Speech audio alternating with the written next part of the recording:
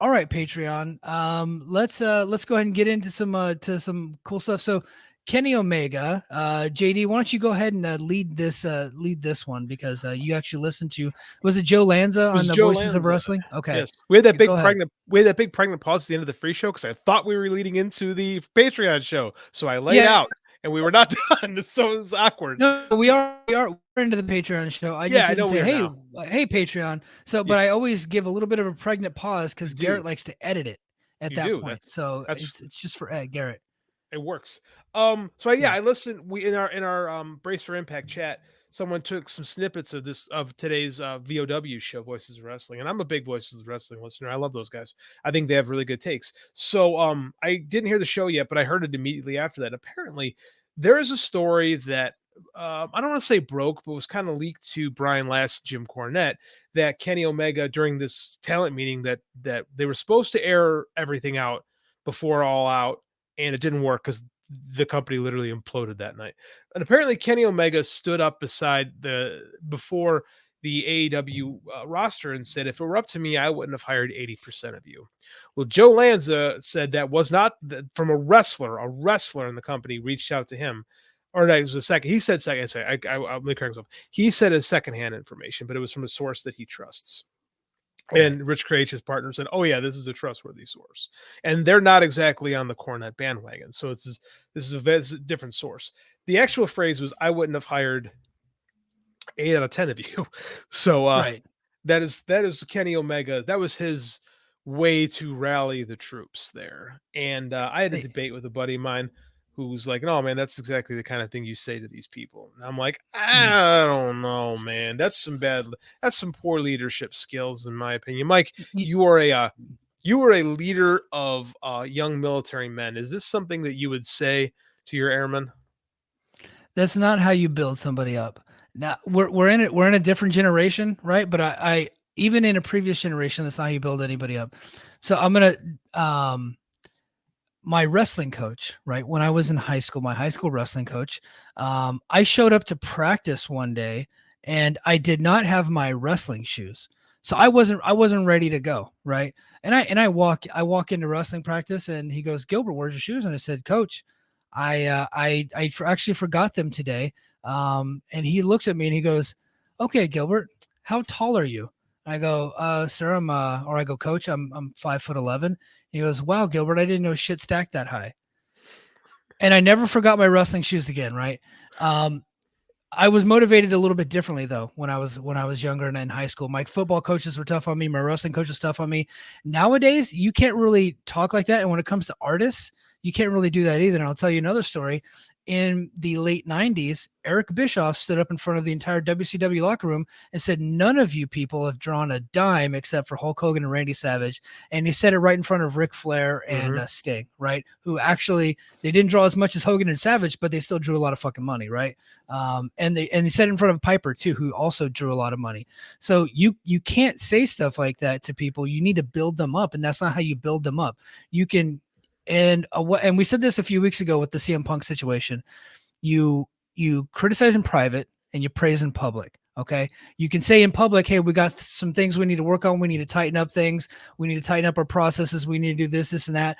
But you started off good, right? You're like, "Hey, look, overall, the metrics are great. We're doing great. We need to tighten this up. We can improve in these areas." And then you finish it off good. And then you have the one-on-one interviews where you're like, "Hey, look, I think that you're struggling in this area. Let's help you out," and things like that. That's how you do that. You don't get in front of everybody. "Well, hey, I wouldn't have hired 8 out of 10 of you." And just like Joe Lanza was saying on his show, that is a direct insult to Tony Khan, who did hire all of those people, saying that he is poor at hiring those folks. And I don't know that some folks thought he was being sarcastic. Well, that's not the time for sarcasm. You shouldn't say stuff like that. It's not helpful. And sarcasm can be lost in translation. So sometimes it happens to me a lot. And sometimes like I am trying to be funny, and in my position now where I am a leader, where I'm trying to be funny, and a young person will take it the wrong way and they'll think that I'm actually telling the truth when I'm not. And so I've had to really collect myself as I've gotten older. Me and Kenny Omega the same age. but I would say I've been in leadership a lot longer than him, so I've learned a lot of hard lessons. So you just can't do some of those things because the things that you say can be taken literal. You can't control the way the receiver receives the message, right? If your communication tool is broken. And I think that's probably what happened. If he was being sarcastic, I don't think he was. I think he was probably being a dick. But again, I wasn't there, but that's what the folks from Voices of Wrestling were saying. And I guess Brian Last is saying it too. So it's like I work with kids, I coach, right? And you can motivate a kid differently than you can motivate a grown man. Yeah. Like I can't talk like sometimes just you gotta humble a kid, right? Because teenagers are, full of piss and vinegar and they need to be Yes. humbled a little bit sometimes. You're talking about grown men in their 30s and 40s in some cases. Like to have the audacity to sit there and say that is a bit much. I know Kenny Mhm. Omega has done a lot in this sport. Like I think CM Punk was wrong, so these guys haven't done anything. Kenny Omega also sold out quite a few buildings, right? Yes. Madison Square Garden was sold out on the assumption that Kenny Omega was going to be there.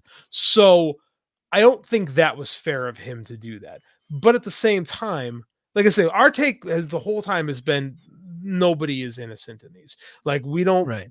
believe the Young Bucks kicked the door down because let's be honest, and we also don't believe that Kenny Omega ran in and saved the dog, right? Like, yeah. like we've been like, come on, like both of Yeah. us have been like, let's be realistic here. You cannot, if you say that to a bunch of grown men that make, in some cases, millions of dollars, they're gonna say fuck you, right? Yeah. Well, and The hard ass thing in pro sports never works. yeah. Never works. So there's so if a leader came into my office right now and said that 8 out of 10 of us did not belong in the military, and I have an 18-year career that I'm very proud of, me and that person would be having words, and it would not be fun, and it would be brutal. In fact, that situation almost happened today where somebody kind of came after one of my kids, and there's a couple things you don't do to me.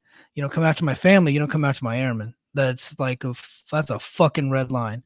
And somebody tried to go after one of my guys, and I was like, I'm not having this, right? And so I kind of was like, I was a cranky old master sergeant this morning in the chat, and I was like, I just got done, giving somebody the business because they were trying to come after one of my kids. So yeah, well, kid, he's 22. They try to come after him, but I took care of that situation. You do that because a lot of us, a big part of our worth is our craft, is how we do our jobs, right? It's very important to us. So when someone comes into my place of business and says I'm not worthy, I take that very fucking personally, and I would take it out on that guy, even if he was trying to make a fucking joke, which he might not have been. So I don't walk because again, I come from more of an artistic background. I'm a writer, and we're oftentimes a little sensitive. Suffer from yeah, imposter syndrome a lot. So I mean, like, if someone had said that to me, someone who's respected said, I wouldn't hire you. I don't think you belong here.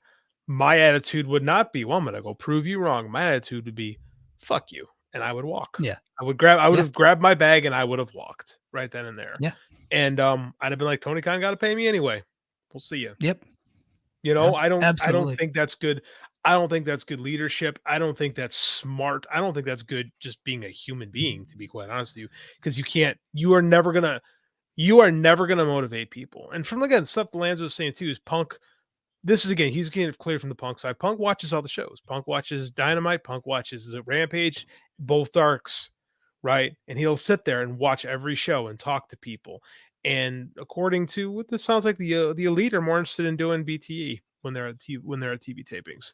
So I mean, like you're gonna get different sides of every story on this one. And there's CM Punk. Another thing I said, CM Punk might actually be an AEW employee and not just an independent contractor. So there's a lot. think that's big news. That is I think big that's news, really big news. but it's is. speculation. It's It is. speculation. So I mean, like that's speculation that there's like, well, this is why he's saying the things he did, because he does have vested interest in seeing the company do well. Now, what that Yeah. means, no, it's all speculation. But again, I think there's nothing but sinners in all this, and no one is a saint. I think these are actually just personality types that aren't meshing well together. In other words, sounds like work. Yeah, yeah. So well, with a bunch of children, really. Yes. Yeah, and everybody's painting CM Punk to be the bad guy, and he is a bad guy in this situation. He is a bad guy, but the thing about CM Punk is he is bad guy in public. he doesn't care if you like him or not. He will be an asshole to your face if you cross him. And I kind of respect that more than I Me respect too. people going behind each other's backs and putting stories in the media and sicking their friends on you and things like that, staying quiet in these situations. You cross Punk, he's going to tell you to go fuck yourself. And I respect that. So, because I kind of had to do that today. The I would much rather deal with the devil to your face than the devil behind your back. Yes, what 100%, man. But the yeah, so I think that story is starting to cool down. It doesn't look like anybody's getting fired at this point, but we'll wait and see. We'll probably keep covering it here every week until we find out until it culminates.